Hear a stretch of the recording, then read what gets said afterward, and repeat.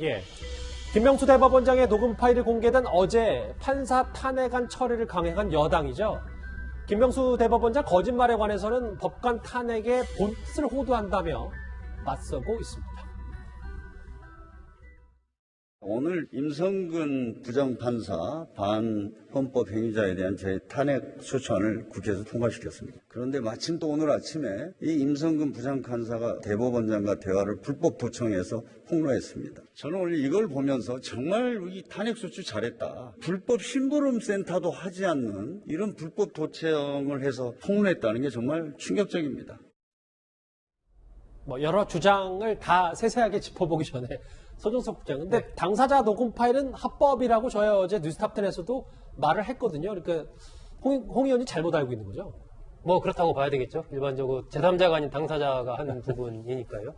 근데 저는 지금 이 여야가 이 사건을 바라보는 부분들은 정말 자신들의 필요한 부분만 보고 있다라고 저는 그렇게 생각합니다. 지금 여당은 뭐 이 임 부장판사가 녹취한 이 부분만을 집중적으로 이야기하면서 그걸 비판을 하고 있고, 또 야당은 그 얘기는 안 하면서 또 김명수 대법원장 부분만 또 집중적으로 비판을 하고 있어요. 근데 제가 보기에는 둘 다 임 부장판사나 뭐 김 대법원장의 두 분 다 문제가 참 이번 일을 계기로 이렇게 드러나면서 심각하다고 생각이 드는데 이런 부분들이 이렇게 자꾸 드러나고 문제가 되는 것이 사법부가 그야말로 법치주의 최후의 보루인데 상당히 국민들의 신뢰가 이번에 떨어질 것 같다라는 판단이 들고요. 그 책임은 결국은 이제 김명수 대법원장이 상대적으로 더 크게 질 수밖에 없는 거죠. 지금. 그렇겠죠. 그렇기 때문에 이런 상황이 당분간 계속 어느 정도 이어질 걸로 보이는데, 가랑비에 옷 젖듯이 계속해서 이제 대법원장의 이런 부분들이 나오고 신뢰 얘기가 나오고 이러면은 결국 이 법원 재판에 영향을 미치고 그것은 이제 국민들의 피해로 또 다가오는 그런 상황이 되기 때문에 너무 이것을 정치적인 공방 차원에서만 보지 말고 어쨌든 사법부의 신뢰를 어떻게 하면 다시 회복할 수 있을까라는 관점에서 김명수 대법원장이 좀 심각하게 고민을 해야 되지 않나 싶습니다. 서 국장님의 분석을 여러분들이 많이 여러 입장들을 귀 기울였으면 좋겠는데, 아까 말씀하셨던 건 정치권은 일단 보고 싶은 것만 본다는 비판도 여야 각자에게 있거든요. 여당 의원들은 무엇보다 임성근 판사의 녹음 문제를 계속 문제 삼고 있습니다. 공개된 게 전체 대화가 아니라 제 기억에는 제 기억이 부정확할 수도 있습니다. 녹음하려고 마음먹은 사람들 일정 정도 대화나 이런 걸 유도하지 않습니까? 꽤 긴 시간 동안 독대를 했다는 것도 좀 이해가 안 되고, 그걸 또 녹음한 것도 이상하고요.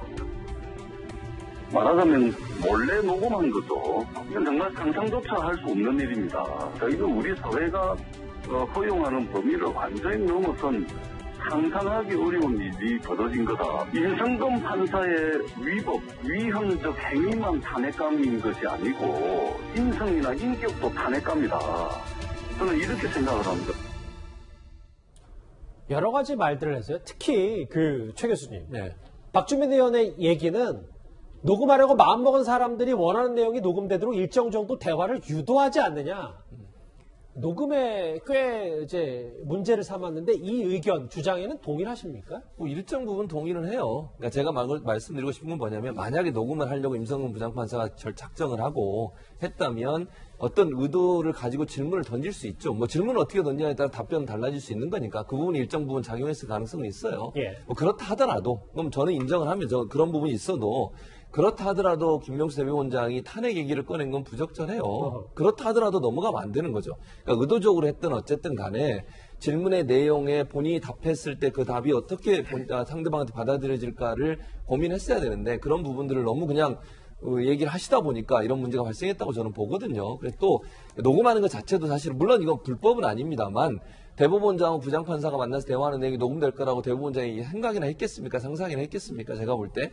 그런 여러 가지 상황으로 봤을 때 그게 정말 바람직하다, 녹음하러 간 게 그건 저는 그렇게 생각하진 않아요. 그럼에도 불구하고 어쨌든 대법원장의 발언 내용이나 내용상으로 봐서 탄핵 얘기가 나온 것 자체는 부적절하다고 저는 생각하기 때문에 결과론적으로 이런 얘기가 녹음이 돼서 나온 내용 가지고 녹음을 잘못했으니까 그게 문제가 없다, 이렇게 얘기할 수는 없어요. 그러나 녹음한 행위가 그럼 100% 다 잘한 일이나 그렇게 얘기할 수도 없다고 저는 봅니다. 정리를 좀 해볼까요, 이제부터? 사상 초유의 법관 탄핵, 그리고 정말 전례 없는 거짓 해명 논란에 시달린 김명수 대법원장. 일단 어제 오후에 임성근 판사에 대한 탄핵 소추안은 헌법재판소에 접수가 됐습니다. 대통령 탄핵 외에 일반 공무원의 탄핵은 이번이 처음인데요. 법관 탄핵을 주도했던 이탄 의원의 발언부터 듣고 오겠습니다. 선배 동료 여러분, 판사는 신입니까?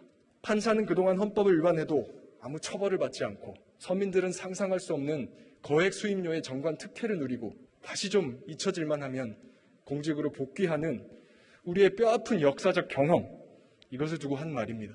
이제 그 잘못된 악순환을 끊어내야 합니다. 변론과 재판은 헌법재판소의 몫이고 국회는 재판 회부의 의무를 다하는 것입니다.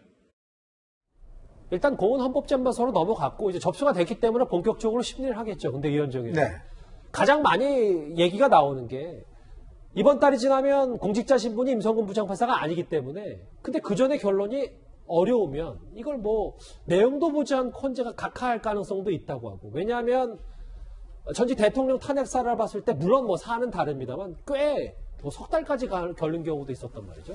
뭐 기억을 반추해 보시면 우리가 박근혜 전 대통령 탄핵을 할 때 국회에도 국정조사가 있었고요. 많은 사람들 또 진술이 있었고 또 이 헌법재판소에서 여러 증인들이 나와서 증인신문도 있었습니다. 그래서 한 3개월 정도 걸렸는데요.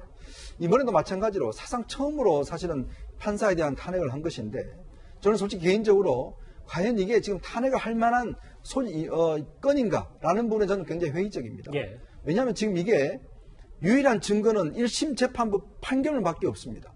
그리고 또 법사위에서 아무 심리도 안 거쳤어요. 네. 유일한 지금 1심 판결문에 위헌이라고 들어간 그거 가지고 지금 일단 하는 것인데 그래서 지금 헌법재판소에서 지금 판결을 해야 되는데 그러면 사실은 국회가 사상 처음으로 이 판사에 대한 탄핵을 하려면 최소한 법사위로 열어서 증인이라 좀 출석시켜서 이야기라도 들어보고 해야 되는 거 아닙니까? 그래야지만 우리가 사상 처음으로 한다는 의미가 있는 거 아니에요? 네. 근데 이거 발의하지 며칠 만에 그냥 바로 통과시켜버렸어요? 제가 물어보니까 국회의원들 중에서 왜 지금 이 하는 내용도 잘 모르는 사람도 많아요. 알고 보니까 있다고 하더라고요. 이거 보니까 그냥 백지로 가져가 서명만 받아서 했다는 사람들이 많습니다. 아니 이거를 사상 처음으로 하면서 이런 식으로 해도 되나요? 그리고 지금 재판소는 이런 걸 받으면 보통 목요일 날 평일을 엽니다. 예. 아마 지금 주심이 지금 이석태 헌법재판관으로 정해진 걸로 알려지고 있어요. 이분은 사실은 판사, 검사를 안 거친 유일한 변호사 출신인데 민변 회장 출신입니다. 예. 이분이 지금 주심을 맡았어요. 그리고 지금 전체 9명 중에서 6명이 인용을 하게 되면 이제 판사 탄핵이 되는데 문제는 일반 공무원들 같은 경우는 일단 이렇게 탄핵 소추가 되면 본인의 직분 자체가 중단이 됩니다. 근데 판사는요, 임용기간이 있어요. 10년 단위로 임용을 하기 때문에 그 임용이 2월 28일 끝납니다. 그러면 끝이에요. 이분은 사실은 판사가 아닌 겁니다. 판사가 아닌 사람에 대해서 지금 예를 들어서 헌법재판소가 당신 탄핵이야 라고 하면 아무 실효성이 없잖아요. 그리고 또 그 헌법재판소법에 따르면 이 현직에서 없는 사람에 대해서 판결하지 않도록 돼 있어요. 예. 근데 아마 제가 볼 때는 제일 먼저 헌법재판소가 논의할 게 뭐냐면 과연 이 사람이 직이 없는 상황에서 내리는 것을 가지고 무슨 실효가 있느냐 아니면 헌법적으로 그래도 뭔가 결론을 내려야 되지 않느냐 이 부분은 논쟁을 좀 벌일 것 같아요. 예. 헌법재판관들끼리 그 결론을 먼저 낸 다음에 만약 2월 28일 지나갈 경우에 만약에 이 임판사가 결론 내리게 되면 실효가 없다 그럼 각하할 것이고 그래도 해야 된다라고 하면 할 가능성도 있다고 봅니다. 알겠습니다. 삼권 분립의 축인 사법부의 수장 정말 초유의 거짓말 파장 저희가 오늘 뉴스탑10 집중적으로 이 소식까지 살펴봤습니다.